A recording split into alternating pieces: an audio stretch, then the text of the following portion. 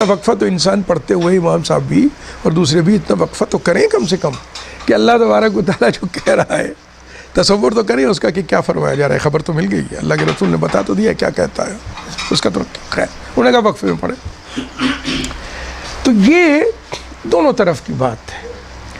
اب جو محتاط طریقہ کار ہے احناف کا بھی وہ یہ ہے کہ وہ جہری میں اور جہری رکعتوں میں نہیں پڑھتے.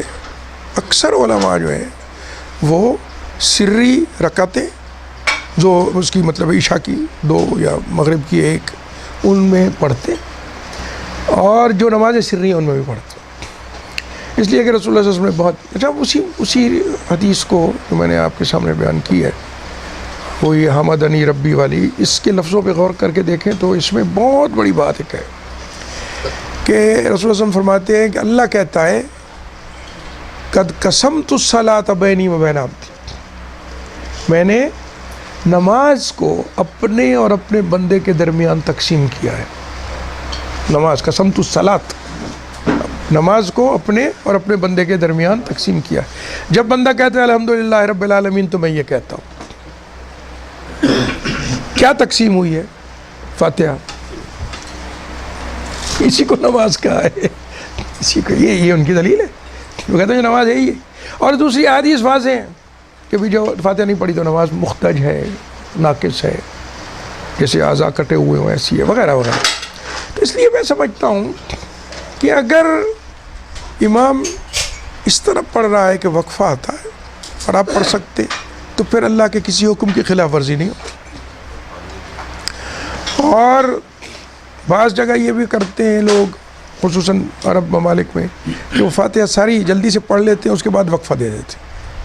یہ وقفہ مل جائے تو پڑھ لینی چاہیے, اس میں تو کسی اللہ کے حکم کی نافرمانی یا مخالفت نہیں ہے. اور سری میں ضرور پڑھ لینی چاہیے. ترجیح یہی ہے, احتیاط یہی ہے, بہت بڑا کام ہے. یہ میری رائے ہے, آپ اپنی اپنی رائے رکھیں, اپنے اپنے دلائل ٹھیک ہے سب کے.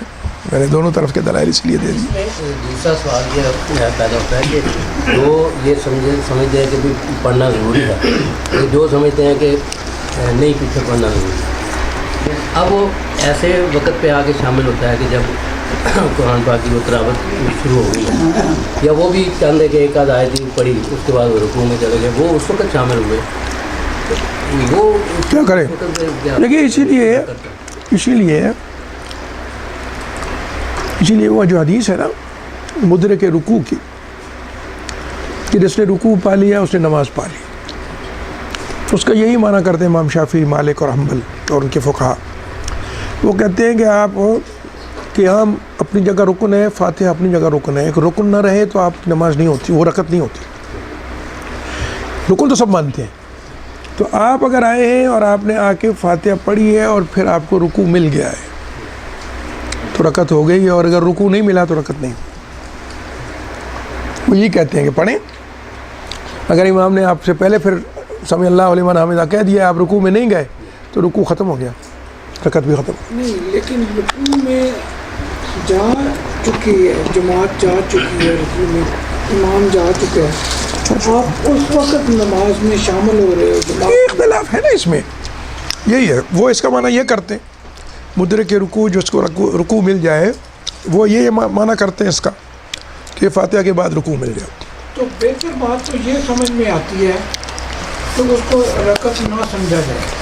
احتیاط کی بات ہے. دیکھیے یہ ہے اصل میں ترجیحات کی بات اور اتقاء اس کی بات, اپنے اپنے فہم کی بات, سمجھ کی بات. احتیاط تو یہی ہے جو آپ کریں, احتیاط والا پہلو یہی ہے تو اس کو رکعت نہ سمجھا جائے.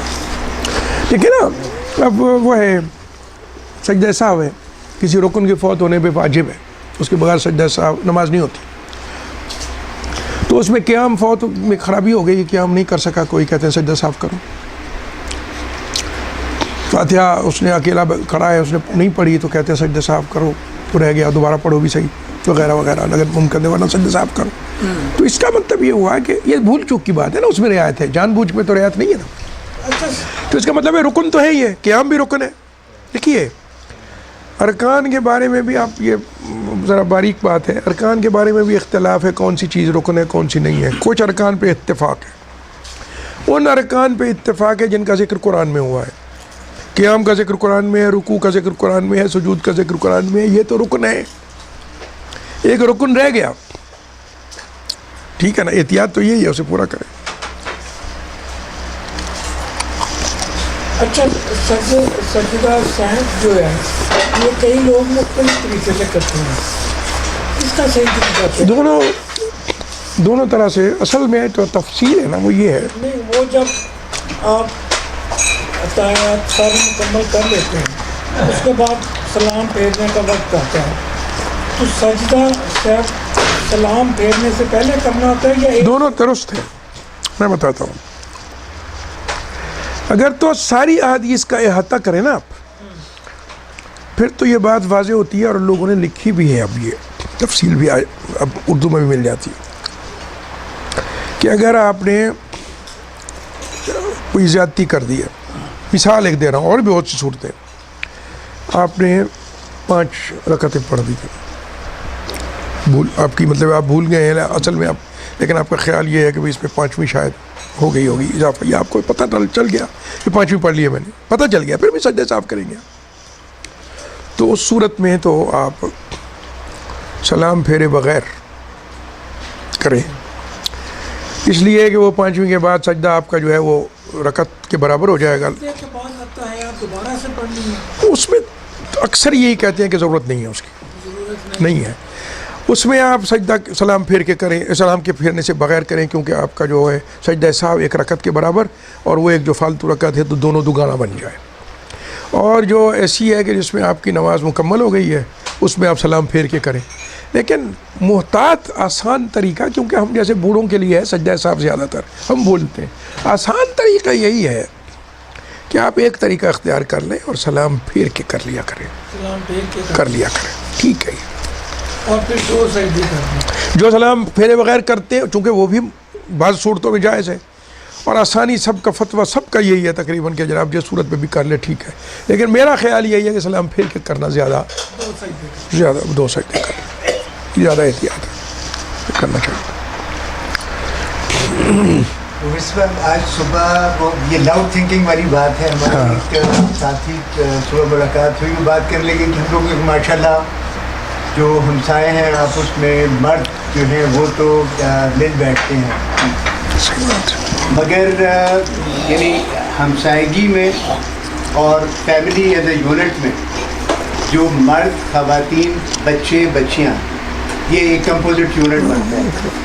اب اس میں یعنی جو ہماری خواتین کا جو معاملہ ہے اس میں یعنی یہ سب کے لیے یہ سوال نہیں ہے، سب کے لیے ایک وہ فوڈ فار تھاٹ ہے کہ ہم کس طرح سے اپنی جو ایک تو خواتین کو بھی ان کا گیٹ ٹوگیدر کا حساب کتاب یا تو ہے کہ جو ساؤنڈ سسٹم جو ہے کہ وہ اس طرح کر لیا جائے کہ ہماری خواتین بھی اس میں پارٹیسپیٹ کر سکیں. ضروری ہے ان کو. اور دوسری چیز ہے کہ ہمارے جو بچے اور بچیاں جو ہیں ان کے لیے بھی، باقی جو آ جاتا ہے جگہ کی تنگی کا ایک جو سوچ آتی ہے کہ بھئی ایک کیپیسٹی ہاؤس فل ہو گیا، تو اس میں یعنی ہے کہ جو ہم علم نشرہ میں وسعت قلب کی بات کرتے ہیں، تو وسعت جو جگہ کا بھی وسعت کا جو معاملہ ہے تو حل نکل آتے ہیں.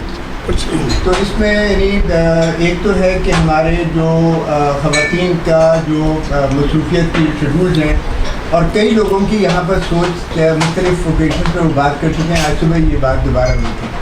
خواتین کی گیٹ ٹوگیدر کس طرح سے کی جا سکتی ہے، یہ آپ سب لوگ اس کے اوپر سوچیں. اسی طرح سے جو ہمارے نوجوان بچے اور بچیاں وہ کیونکہ وہ پڑھ رہے ہیں، تو وہ کس طرح سے اپنا گیٹ ٹوگیدر کا حساب کتاب کر سکتے ہیں تاکہ ان میں اخوت، بھائی چارہ اور دین کا فہم بھی آ سکے. یہ واقعی سوچی کہ بہت خوبصورت بات ہے.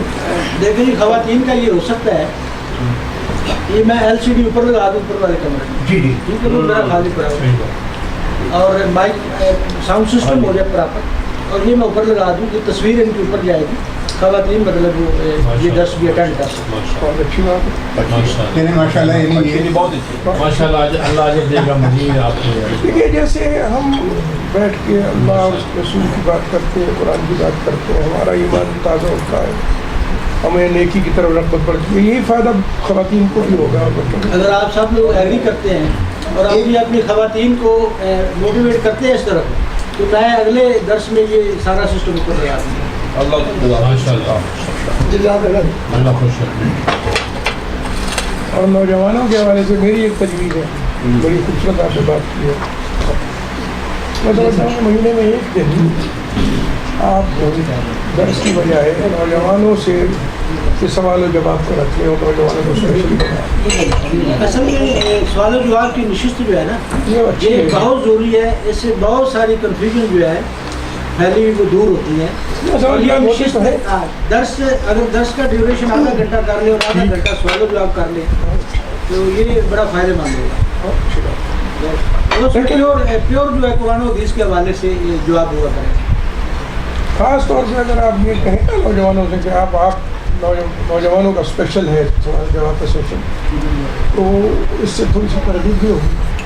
اور ظاہر ہے کہ ہمارے یہاں جو ہمارا معاشرہ ہے اس میں ہم نے یہ سکھایا ہوتا ہے بچوں کو, جو بڑے بیٹھے ہوں تو بچے خاموش ہیں, تو بہت سارے بزرگوں کی موجودگی میں وہ بیچارے جھجکتے بھی. تو اگر ان کا ہو کہ بھائی آج انہیں کا دن ہے تو یہی سوال کریں گے, آج بزرگ جو ہے وہ خاموش ہے. اور اماموں کا بھی نقطہ نظر بیان کر دیں جس کو کوئی اختیار کرنا چاہیے. اس کی بات ہے. کوئی اچھا ابھی ایک بات آپ نے کی تھوڑی دیر پہلے کہ ہم جیسے بوڑھے, یہ کس نے کہا کہ آپ بوڑھے ہیں؟ اللہ کے جزائے خیر دے. ایک بات یہ ہے کہ نماز تمہیں جو بھولنا ہے نا, وہ عمر کے ساتھ زیادہ اس کی ہو جاتا ہے. اور میں نے یہ کیوں کہا, اس لیے کہ سجدہ صاحب کے حوالے سے اختلافات ہیں بہت. جس سے مسئلہ پوچھیں گے وہی بڑی لمبی چوڑی بات کرتا ہے, تو بات الٹ جاتی ہے. اور جس کو ضرورت ہے سجدہ صاحب کی, اس بیچارے کو تو مسئلہ یہی ہے کہ وہ یاد نہیں رکھ پائے. تو اس کو اگر ہم نے 12 یا 15 صورتیں بتا دی, یوں ہو تو اس طرح سجدہ کرنا, یوں ہو تو اس طرح کرنا, وہ کیسے یاد رکھے گا؟ انہوں نے گالیں نہیں اچھی کی تھی, انہوں نے ایک میٹھا بسکٹ پیش کر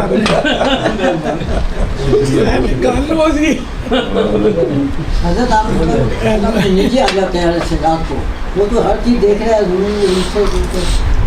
جو دوبارہ فرمائے نیچے بھیا آدھی رات کو ہاں, دیکھیے یہ ہے